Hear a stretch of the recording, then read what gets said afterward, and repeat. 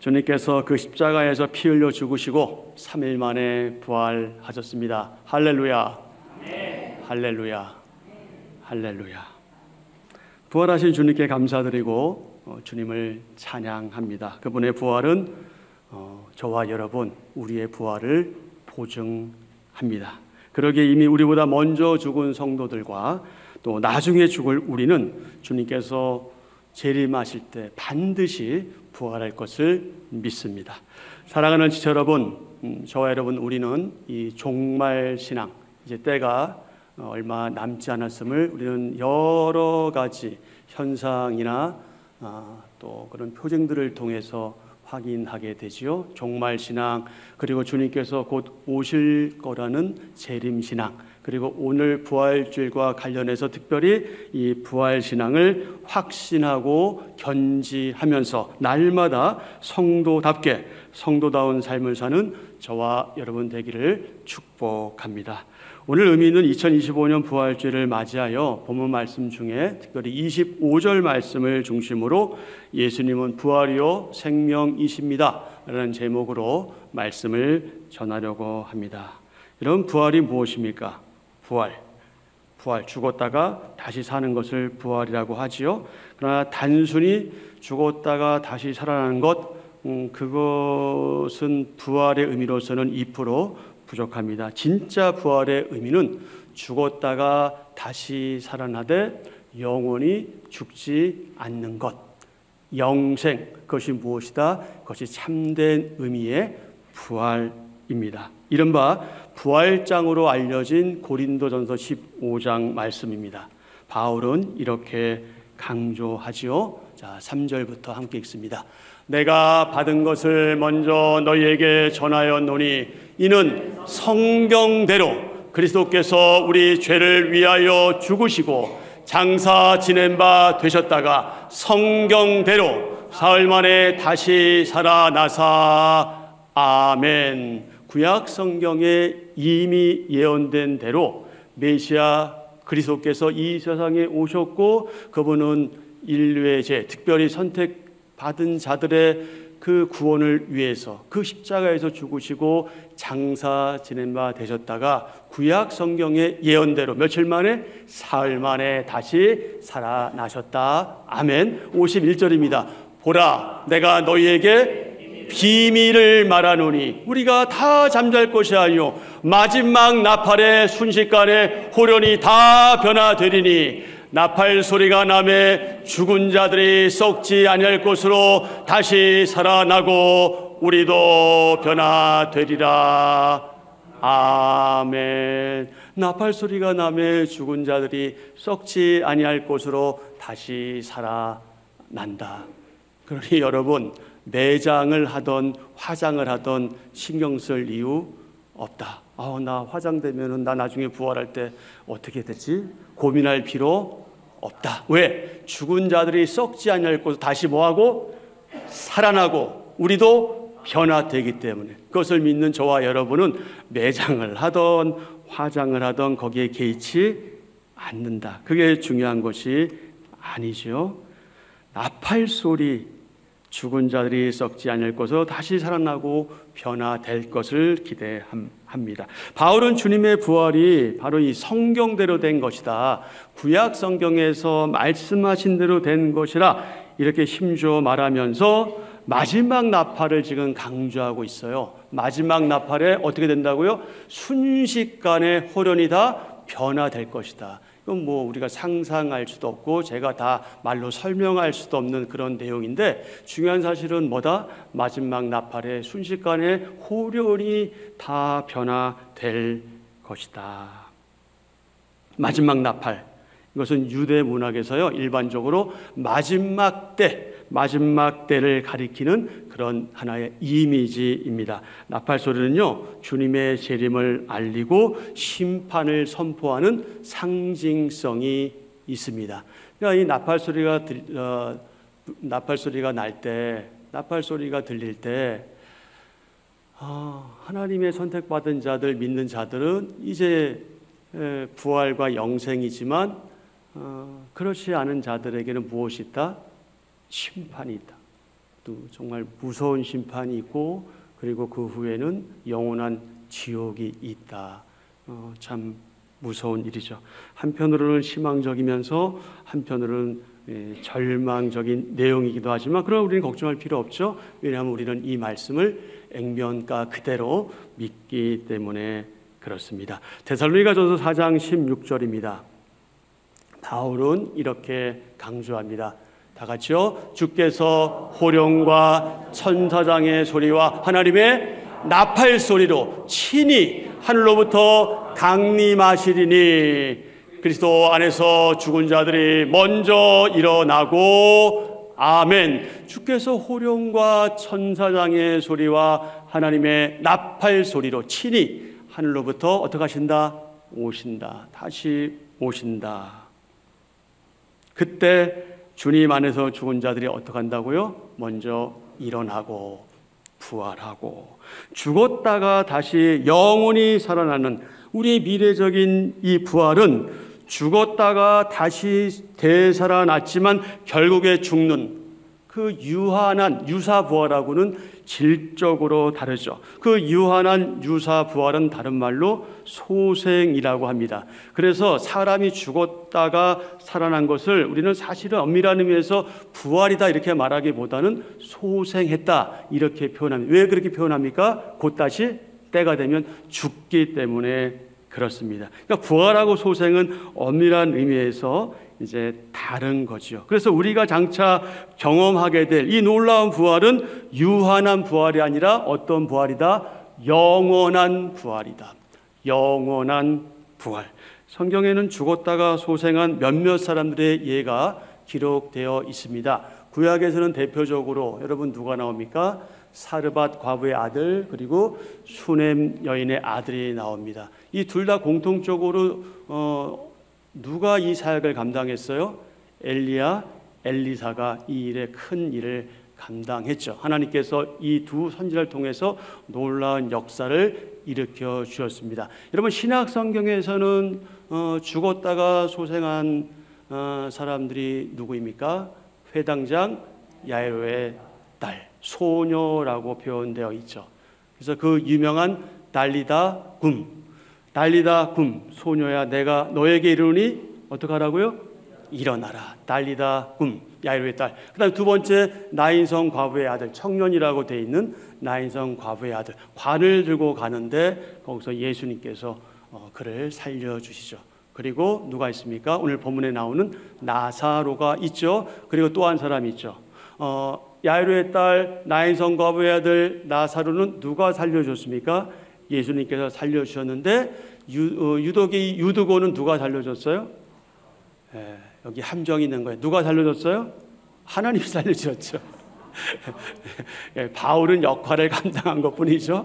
네, 유두고는 어쨌든 바울의 그 사역에 의해서 되살아난 그런 사람입니다. 이렇게 성경에는 죽었다가 살아난, 일반적으로 말하면 부활한 사람, 우리가 이해한 대로 말하면 소생한 사람이 기록되어 있습니다. 우리 이것만 보더라도 이런 예만 보더라도 우리도 죽으면 살아날 수 있겠구나, 부활할 수 있겠구나 하는 기대감을 가지게 되죠. 그러나 그들이 경험한 그리고 우리가 경험할 것은 질적으로 다르죠.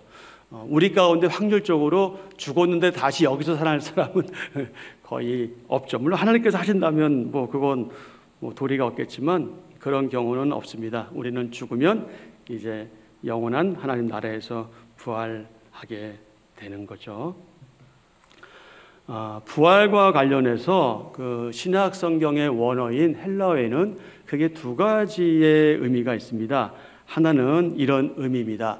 부활했지만 다시 뭐하는? 죽는. 그러니까 이건 엄밀한 의미에서 부활이라고 말하기가 어려워요. 부활의 유한함이라 해서 아까 말씀드린 소생하는 것이 여기에 속합니다. 두 번째, 우리와 관련된, 무엇보다 주님과 관련된 부활, 어떤 부활? 다시는 죽지 않는 영원한 부활. 이렇게 두 가지 의미가 있습니다. 우리 주님의 부활과 관련해서는 바로 두 번째 의미인 거죠. 다시는 죽지 않는 영원한 부활. 이로써 주님은 그 십자가에서 피 흘려 죽으신 지 3일 만에 부활하시어 참되고 영원한 부활의 보증이 되어 주셨습니다. 그렇다면 주님으로 인해 나 자신의 옛사람이 죽고 또 그분의 그 십자가와 부활을 믿음으로 나 자신도 죽으면 부활할 것을 기대하고 소망하는 그런 하나님의 사람들인 저와 여러분은 이 세상을 살면서 어떤 대박 사건을 경험하게 될까요? 우리가 주님 재림하시기 전에 죽든지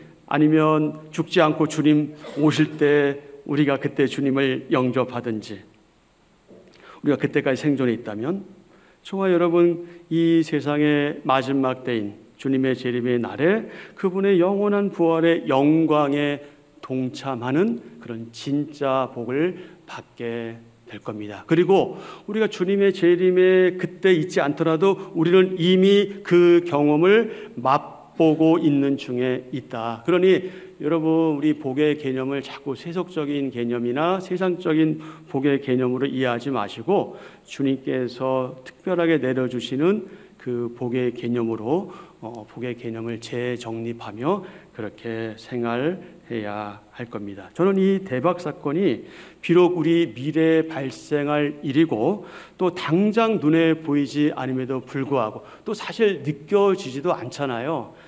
우리 아까 장로님 참 장로님 기도하실 때마다 너무 감동적인데 그 말씀하신 걸 우리 세상에 살면서 주님의 부활을 기대하면서도 또 사실 우리가 주님의 부활 또 우리의 부활은 너무 멀리 있는 것 같으니까 우리가 이 땅에 더 관심을 가지고 사실 이 땅에 집중하며 사는 것 그거 우리의 사실 현주소잖아요. 누구도 그것에 대해서 뭐 비난하거나 비판하거나 정죄할 수 없는 일이죠. 그래서 별 느낌이 없을 수도 있지만 여러분 저는 죽었다가 다시 부활할 것을 믿습니다. 여러분도 믿으시지요? 아멘. 아멘입니다. 그러나 그 믿음의 근거가 우리에게 있는 것이 아니라 누구에게 있다? 하나님께 있다는 것에 더 우리는 감사할 수밖에 없습니다. 만약에 나에게 있다면 우리는 얼마나 자주 바뀌고 변덕스럽고 그렇습니까? 그러나 변하지 않는 하나님께서는 우리를 붙들고 계시기 때문에 우리의 부활은 어떠하다? 그것은 분명하다. 그것은 확실하다는 것을 우리는 새롭게 확인하게 됩니다. 사랑하는 지체 여러분, 이미 죽은 나사로를 다시 살리신 예수님께서 마르다에게 뭐라고 말씀하셨습니까? 또 제자 도마, 소위 의심 많은 제자로 알려진 도마에게는 뭐라고 말씀하셨습니까? 요한복음 11장 25절 26절 나는 부활이요 생명이니 나를 믿는 자는 죽어도 살겠고 무릇 살아서 나를 믿는 자는 영원히 죽지 아니하리니 아멘. 그러면서 질문하시죠? 뭐라고 질문하셔요? 뭐라고 질문하셨죠? 그러니까 마르다가 뭐라고 대답해요? 뭐라고 대답했죠? 한마디로 그냥 말씀해 주세요. 아멘. 네, 아멘. 네, 아멘 했어요. 자, 도마에게는 뭐라고 말씀하셨어요? 그 유명한 말씀. 내가 곧 그 길이요, 그 진리요, 그 생명이니 나로 말미암지 않고는 하나님께 갈 자가 있다? 없다. 없다. 예수님 외에는 하나님께로 갈 자가 없다. 왜? 그분이 길이요, 그 길이요, 그 진리요, 그 생명이기 때문에 아멘. 나는 부활이요 생명이라는 주님의 이 말씀은 참 하나님이신 예수님의 신적 선언 또 선포이죠. 그렇다면 이 선언이 의미하는 바가 무엇입니까? 메시아 그리스도 예수님은 생명과 부활의 근원이시고 실체이시며 부활의 첫 열매로서 영생의 보증이 되신다. 아멘. 아멘. 그런데 여러분 절대 그래서도 안 되고 그럴 수도 없겠지만 그런 일은 있어서는 안 되겠지만 만에 하나 정말 만에 하나 저와 여러분의 부활이 없다면 혹시 여러분 그거 생각해 보신 적 있으세요? 내가 이렇게 신앙생활하고 교회생활을 하는데 만약에 하나님이 없으면 어떡하지? 부활이 없으면 어떡하지? 이런 생각들 혹시 해보신 적 있으십니까? 있으실 거라고 생각해요. 저도 가끔씩 생각하니까 여러분도 할 거라고 생각하는데 그럴 리는 없지만 우리의 믿음에 의하면 또 말씀에 의하면 절대 그럴 수 없지만 만에 하나 그렇게 우리가 생각할 때 부활이 없다면 그러면 우리는 아무런 소망도 없이 그저 그렇게 왔다가 그저 그렇게 살다가 가는 허무한 인생의 다름 아니겠죠. 비극으로 막을 내리는 허무한 인생일 뿐입니다. 왜 우리는 더 비극일 수밖에 없냐면 안 믿는 사람들은 자기 살고 싶은 대로 살다 가잖아요. 근데 우리는 뭡니까? 믿는다는 그 이유 하나로 매주일마다 모이고 또 어떨 땐 수요일도 모이고 금요일도 모이고 또 어떨 땐 매일매일 모이기도 하고 그렇게 열심히 모여서 예배하고 찬양하고 교제하고 신앙생활하고 교회 생활을 했는데 끝이 없어. 아무것도 없어. 이것보다도 비극이 어디 있겠어요. 그러려면 차라리 어떻게 하는 게 낫겠어요. 내 살아있는 동안에 누릴 거 누리고 하고 싶은 거 하고 그러다 가는 게 더 행복한 일 아니겠어요? 왜? 어차피 우린 죽는 건데. 참 끔찍한 일이죠. 자, 이와 관련해서 바울은요 고린도전서 15장 12절 이하에서 부활의 확실성에 대해서 증언합니다. 그러면서 만일 우리에게 부활이 없다면 어떤 일들이 벌어질지 어떤 현상이 벌어질지에 대해서 크게 8가지로 말했어요. 자, 어떤 것일까요? 첫째, 예수님께서 부활하지 못하셨겠죠. 당연히 우리에게 부활이 없다면 예수님이 부활하셨기 때문에 우리가 부활한다는 거예요. 둘째, 셋째, 넷째, 다섯째,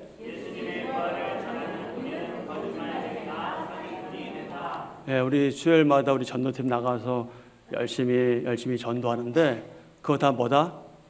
다 뻥이다. 다 거짓말이 된다는 거예요. 부활이 없다면. 여섯째,